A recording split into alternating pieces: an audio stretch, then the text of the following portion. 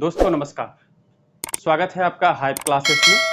हम लगातार कर रहे हैं भारत का राष्ट्रीय आंदोलन, राष्ट्रवाद का विकास कैसे हुआ भारत में।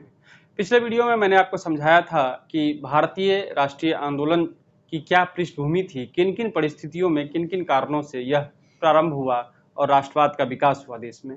अब आइए हम थोड़ा सा समझेंगे कि कांग्रेस की पूर्ववर्ती कौन कौन सी संस्थाएं थी, राजनीतिक या गैर राजनीतिक कौन कौन सी संस्थाएं थी।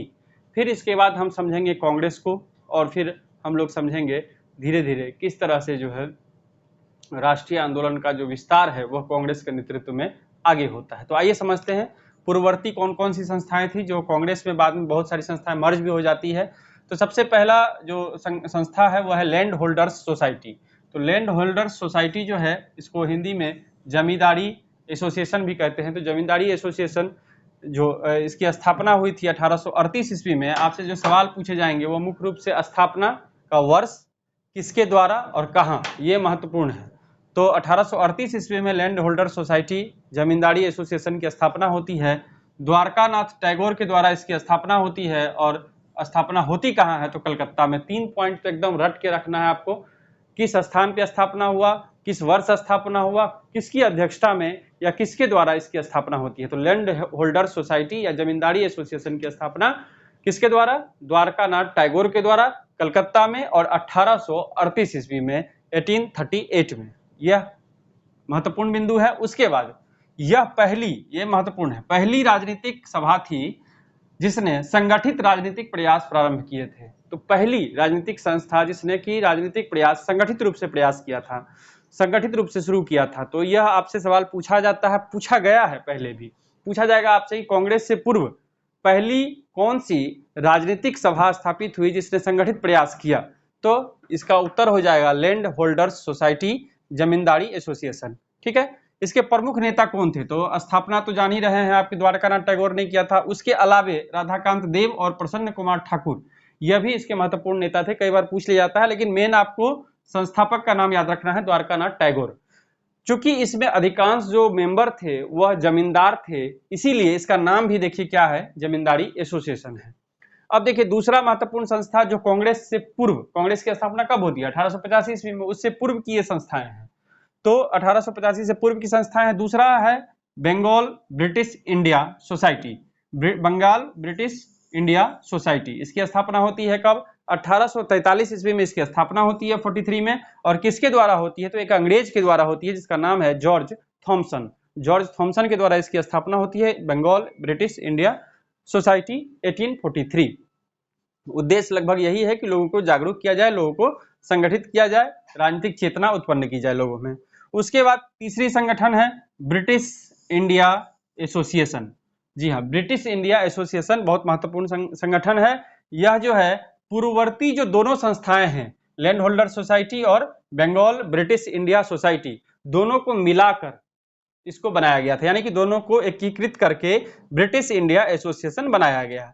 तो ब्रिटिश इंडिया एसोसिएशन की स्थापना कब होती है? स्थापना का वर्ष याद रखना है, 1851 1851 में स्थापित होती है। किसके द्वारा होती है? राधाकांत देव के द्वारा स्थापित होती है। बहुत महत्वपूर्ण है, इसको ध्यान रखेंगे। राधाकांत देव एक नेता के रूप में भी है लैंड होल्डर सोसाइटी में। तो राधाकांत देव के द्वारा स्थापित होती है ब्रिटिश इंडिया एसोसिएशन। और इसकी स्थापना कहाँ होती है? तो कलकत्ता में होती है, यह भी याद रखिए। तो 3 पॉइंट तो आपको याद रखना ही रखना है। ब्रिटिश इंडिया एसोसिएशन की स्थापना कब हुई? 1851 में हुई। किसके द्वारा हुई? राधाकांत देव के द्वारा हुई। और कहाँ हुई? तो कलकत्ता में हुई। उसके बाद एक महत्वपूर्ण तथ्य जो यहाँ आपको ध्यान रखना है ब्रिटिश इंडिया एसोसिएशन के बारे में, वह यह है कि इसके जो एक मुख्य पत्र थे जिसमें चीजें प्रकाशित की जाती थी संस्था के द्वारा, वह थी हिंदू पैट्रियट। हिंदू पैट्रियट एक मुख्य पत्र था, एक समाचार पत्र के रूप में, एक मैगजीन के रूप में इसको छापा जाता था। ब्रिटिश इंडिया एसोसिएशन के जो सदस्य होते थे, जो अध्यक्ष होते थे, उनके द्वारा इसमें लिखा जाता था। तो ये ध्यान रखेंगे आप किससे जुड़ा हुआ है। उसके बाद जो महत्वपूर्ण है वह इंडियन लीग की स्थापना कब हुई थी? तो 1875 ईस्वी में, 1875 में। किसके द्वारा? शिशिर कुमार घोष के द्वारा। और कहां पर? तो कलकत्ता में। तो 2-3 पॉइंट इसके बारे में ध्यान रखेंगे। इंडियन लीग की स्थापना 1875 ईस्वी में शिशिर कुमार घोष के द्वारा, कलकत्ता में। तो ये इसका काम क्या था, उद्देश्य क्या था? तो सभी संस्थाओं का एक ही उद्देश्य है लगभग, कि जो राजनीतिक चेतना है लोगों में वो उत्पन्न करना, राष्ट्रीयता की भावना उत्पन्न करना, लोगों को जागरूक करना, ये उद्देश्य है सभी संस्थाओं का। तो इंडियन लीग का भी वही उद्देश्य था। उसके बाद इंडियन एसोसिएशन, इंडियन एसोसिएशन को हिंदी में भारत संघ भी कहा जाता है। इस बार जो आपने एग्जाम दिया है 86वां बीपीएससी पीटी, उसमें इससे सवाल पूछा गया है, तो आप ध्यान रखेंगे इसी से सवाल है, इंडियन एसोसिएशन से, यानी कि भारत संघ से सवाल पूछा गया है। तो सबसे पहले ध्यान रखेंगे कि इसकी स्थापना कहाँ हुई, किसने की और कब हुई, ये 3 पॉइंट तो आपको याद रखना है। तो देखिए सबसे पहले ध्यान रखिए 1876 में इसकी स्थापना होती है। कब? 1876 में। किसके द्वारा? सुरेंद्र नाथ बनर्जी मुख्य हैं इसमें, और उनके सहयोगी हैं आनंद मोहन बोस। तो 2 व्यक्ति जुड़े हुए हैं, लेकिन सवाल अगर पूछा जाएगा इंडियन एसोसिएशन की स्थापना किसके द्वारा की गई, तो आपका उत्तर होगा सुरेंद्र नाथ बनर्जी के द्वारा, और सामान्यतः यही ऑप्शन में भी रहता है, इस बार भी यही था। तो सुरेंद्र नाथ बनर्जी के द्वारा इंडियन एसोसिएशन की स्थापना होती है। इसमें जो सहयोग करते हैं वो आनंद मोहन बोस है, और बाद में आनंद मोहन बोस ही सचिव बनते हैं। तो ये भी ध्यान रखिएगा, पूछ दिया जाए सवाल आपसे कि इंडियन एसोसिएशन के सचिव कौन थे, तो आनंद मोहन बोस। अध्यक्ष कौन थे, तो सुरेंद्र नाथ बनर्जी। स्थापना कहाँ होती है, तो अल्बर्ट हॉल। अल्बर्ट हॉल कहाँ है, तो कलकत्ता में। तो लगभग सभी संस्थाएं कलकत्ता में स्थापित हुई है। क्योंकि मैं जो अभी पढ़ा रहा हूँ आपको पूर्ववर्ती संस्थाओं के बारे में, पहले मैं उन संस्थाओं के बारे में आपको बता रहा हूँ जो बंगाल में ही स्थापित हुए थे, इसीलिए सभी का जो स्थान है वो कलकत्ता है। और इसलिए मैं ऐसा कर रहा हूँ कि आप आसानी से याद रख सकेंगे कि कौन सी संस्थाएं कहाँ स्थापित हुई थी। तो ये सब बंगाल की संस्थाएं हैं। अब देखिए इसमें जो एस.एन. बनर्जी हैं, जो सुरेंद्र नाथ बनर्जी हैं, उनको राष्ट्रगुरु का दर्जा प्राप्त होता है इन्हीं कारणों से, इन्हीं कार्यों से। तो राष्ट्रगुरु का दर्जा इनको दिया गया, राष्ट्रगुरु कहा जाता है। सवाल पूछ देगा आपसे कि भारतीय इतिहास में राष्ट्रगुरु किसे कहा जाता है, तो आपका उत्तर क्या होगा, सुरेंद्र नाथ बनर्जी को कहा जाता है।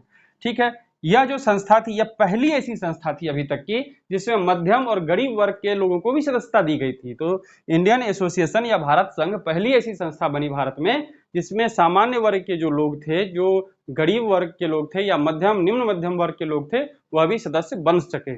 इसका कारण क्या था कि इसका जो चंदा था, इसका जो वार्षिक शुल्क था, वो बहुत कम रखा गया था। देख सकते हैं आप, मैंने लिखा है, इसका जो वार्षिक शुल्क था वो केवल 5 रुपया था। 5 रुपया वार्षिक आप देकर इसके सदस्य बन सकते थे। इसीलिए जो सामान्य लोग थे, जो गरीब तबके के लोग थे, वह भी इस संस्था से जुड़ गए, इंडियन एसोसिएशन से। अब देखिए इन्होंने कई विरोध किया, कई तरह की मांगे की, कई तरह की व्यवस्था का विरोध किया। जैसे इल्बर्ट बिल का भी, इसने इल्बर्ट बिल विधेयक जो वापस लिया, उस पर भी इन्होंने विरोध किया था। एक जो महत्वपूर्ण इनका आंदोलन था, आर्म्स एक्ट का भी इन्होंने, आर्म्स एक्ट जो वापस लिया गया, लगाया गया आर्म्स एक्ट, लाइसेंसिंग व्यवस्था लाई गई, उसका भी इससे विरोध किया था। इस सब के अलावे जिसके वजह से बहुत चर्चित रहा इंडियन एसोसिएशन, वह था civil service movement. Civil service movement में जो आयु घट कम किया गया था, मैंने पिछले वीडियो में जिक्र किया था आपसे कि 21 वर्ष से घटा करके जो 18 वर्ष कर दिया गया था, 21 वर्ष से घटाकर जो 19 वर्ष कर दिया गया था, उस आयु को घटाने को लेकर के सिविल सर्विस मूवमेंट इन्होंने चलाया था, और बहुत फेमस ये मूवमेंट हुआ था। बाद में सरकार को इस पर पहल भी करनी पड़ी थी। तो इंडियन एसोसिएशन के द्वारा ये किया गया। 1883 ईस्वी में एक पत्र, जो बंगाली पत्र था, बंगाली नाम से एक पत्रिका जारी की जाती थी सुरेंद्र बनर्जी के द्वारा, इसी संस्था के द्वारा। इसमें जो कलकत्ता हाई कोर्ट के जो जज थे, उस सिटिंग जज का जो है विरोध किया गया था, उसकी आलोचना की गई थी। इसके लिए भी ये संस्था बहुत फेमस हुआ था, ये भी ध्यान रखेंगे घटनाएं। उसके बाद 1883 और 1885 में 2 इसकी बैठकें होती है, 1883 ईस्वी में और 1885 ईस्वी में। दोनों ही बैठकें कलकत्ता में होती है, दोनों के अध्यक्ष अलग अलग है, इसलिए सवाल पूछा जा सकता है। तो 83 में जो पहली बैठक होती है, इंडियन एसोसिएशन की पहली बैठक 83 में, वह कलकत्ता में ए.एम. बोस, ए.एम. बोस मतलब आनंद मोहन बोस, जो कि सचिव भी हैं इस संस्था के, उनकी अध्यक्षता में होती है। और दिसंबर 1885 ईस्वी, देखिए दिसंबर 1885 ईस्वी में इंडियन एसोसिएशन की दूसरी बैठक होती है। और दिसंबर 1885 ईस्वी में क्या होता है, एक बड़ी घटना, तो भारतीय राष्ट्रीय कांग्रेस की स्थापना भी होती है।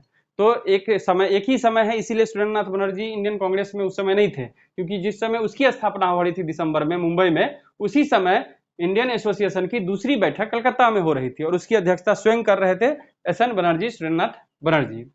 तो अभी आपको मैंने जो समझाया है, इसको आप एकदम जो मैंने पॉइंट्स बताया है उसको आप रखते जाइए, क्योंकि ये सवाल बार बार पूछे जाते। देखिए मैंने अभी कहा आपको इंडियन एसोसिएशन से सवाल पूछे गए हैं। अब आइए आगे। अब देखिए अभी तक जो आपने संस्थाएं देखी, जो कांग्रेस से पूर्ववर्ती संस्थाएं थी, उसी को मैं लगातार अभी बता रहा हूं आपको। कलकत्ता में स्थापित, यानी कि बंगाल में स्थापित संस्थाएं थी। एक संस्था जो और छूट रहा था बंगाल वाला, वो है कलकत्ता स्टूडेंट्स यूनियन। उसकी स्थापना 1875 ईस्वी में होती है और संस्थापक हैं आनंद मोहन बोस। तो यह हो गया, ये सारा बंगाल वाला एक जगह हो गया, आपको याद करना आसान हो जाएगा। उसके बाद आइए आप महाराष्ट्र में भी कई संस्थाएं स्थापित हुई, कई महत्वपूर्ण व्यक्ति महाराष्ट्र से जुड़े हुए हैं। जो पहली महत्वपूर्ण संस्था थी वह थी बम्बई एसोसिएशन। क्या था? बम्बई एसोसिएशन। बम्बई एसोसिएशन जो है उसकी स्थापना 1852 ईस्वी में होती है और दादा भाई नौरोजी के द्वारा होती है।